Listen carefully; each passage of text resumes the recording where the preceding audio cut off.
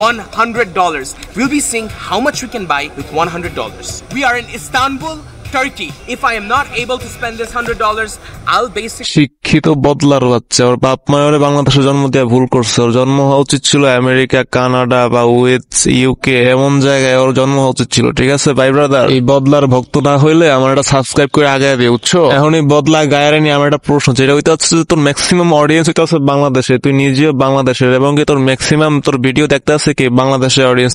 এত ইংলিশই ফুটাস কেন ফকিনির বাচ্চা, ওই বদলার বাচ্চা, তুই তো আমার মাথাটাই হিট করে দিতেছিস ভাই। এখন কথা হইতে আছে কি, আচ্ছা ওই টপিকটা একটু পরে বলতে আছে। এখন কথা হইতে আছে কি, তুই তোর বাপ মারে কি দিছিস, গাড়ি দিছিস। ঠিক আছে, ওই গাড়ি যে দিলি, ঠিক আছে, একটা গাড়ি তোর বাপ মারে কি দিছিস, উপহার দিছিস। ঠিক আছে, বুঝলাম তোর সব তো অনেক টাকা পয়সা হয়ে গেছে, তুই তো ওইটা প্রীতির মতো করতে চাইতেছিস, কিন্তু কাহিনী ওটা না। কাহিনীটা হচ্ছে যে তুই মনে করছিস একটা হেল্প কর মানুষের। শোন, ভালো একটা অবস্থানে গেলে বা ভালো টাকা পয়সা হয়ে গেলে মনে করো যে এগুলা করতে হয় না, বা রং ঢং করতে হয় না বেশি, বুঝছস। মনে করো যে তুই একটা হাসপাতালে যা, মনে করো যে বাংলাদেশে কি হাসপাতাল অভাব আছে, বাংলাদেশে এমন অহরহ হাসপাতাল আছে, বুঝছস। মনে করো যে টাকার অভাবে, বুঝছস, মানুষের চিকিৎসা করতে পারতেছে না, টাকার অভাবে মনে করো যে ভালো একটা ডাক্তার দেখাইতে পারতেছে না। ঠিক আছে, টাকার অভাবে মনে করো যে কি ওষুধপত্র খাইতে পারতেছে না। মানে এমন কিছু মানুষ আছে বাংলাদেশে, বুঝছস, রোডে আগানে বাগানে মনে করো যে কি হসপিটালের কোনায় পড়ে আছে এমন মানুষজন, বুঝছস।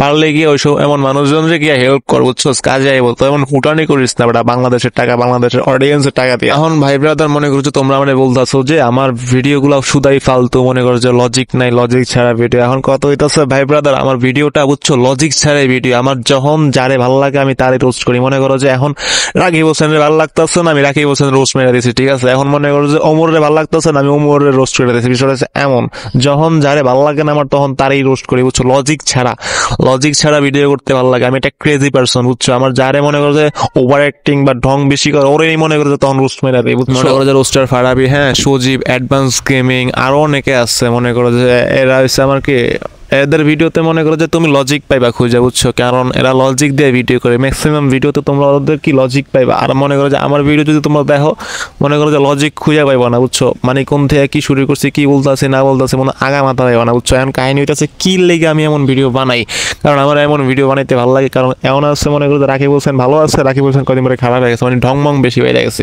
এমন আর কি কাহিনীটা, বুঝছো ভাই ব্রাদার।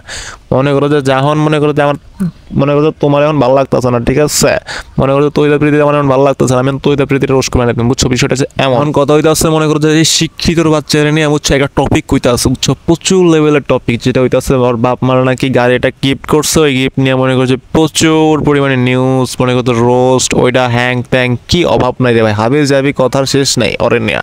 এখন কাহিনী হইতে আছে বলদের বাচ্চারা নিয়ে, রাফসান দা বলদ, ঠিক আছে, রাফসান দা বলদ, ওয়ান্ডারফুল ব্লদ, ঠিক আছে, বলদের নিয়ে, বুঝছো, আমার না প্রচুর ক্রেজ। ঠিক আছে, এইসব ফকিনির বাচ্চাগুলো, বলদের বাচ্চাগুলোর যে ভিডিও কারা দেয়, কি লেগা দেয়, কোনো লজিক ছাড়া ভিডিও। যেমন এটা আছে রাকিব হোসেন, কোনো লজিক নাই ভিডিওতে, বুঝছো। মানে কি যে বলে, কই থেকে কি দেয়, কি প্রমোশন করে, কি বুঝাইতেছে বাংলাদেশের পোলাপানরা, আমি বুঝতে আসি না ভাই। কি লেগেছে, কি মানুষ যে পায় মজাটা ওর ভিডিও দেখে। তোর বাপ মারে যে উপহার দিছস না, এই উপহারের বদলে যদি মনে করছে তোর চ্যানেলের ম্যাক্সিমাম মনে করছে 1-150 পোলাপানরা যদি একটা ইউটিউবের ভিডিও কোর্স বা কিভাবে ইউটিউবে গ্রোথ বা ইউটিউবে কিভাবে আগানো যায়, ইউটিউবে কন্টেন্ট আপলোড করে কিভাবে একটা ক্যারিয়ার দাঁড় করাইতে হয়, যদি একটা এমন একটা ভিডিও তুই পোলাপানের মাঝে শেয়ার করতে বা এমন 100 জন পোলাপান যদি তুই সিলেক্ট করে নিতি, তাহলে বুঝতাম যে তুই একটা ভালো কাজ করছো। যে মানুষের পোলাপান যে বাংলাদেশে এত পরিমাণ যে মনে করছে শিক্ষিতর হার তো অনেক বেশি, বুঝছস, বেকারত্বের হার অনেক কম, মনে করছে বেকারত্বের হার অনেক বেশি, বুঝছস। মানে কাহিনী হয়েছে এই জায়গায় আমি নিজে আউলিয়ে গেছি তোর ভিডিও দেখে, কোনো লজিক নাই, বুঝছস। তোর ভিডিও হয়েছে কি কোনো লজিক ছাড়া ভিডিও। কাহিনী হইতেছে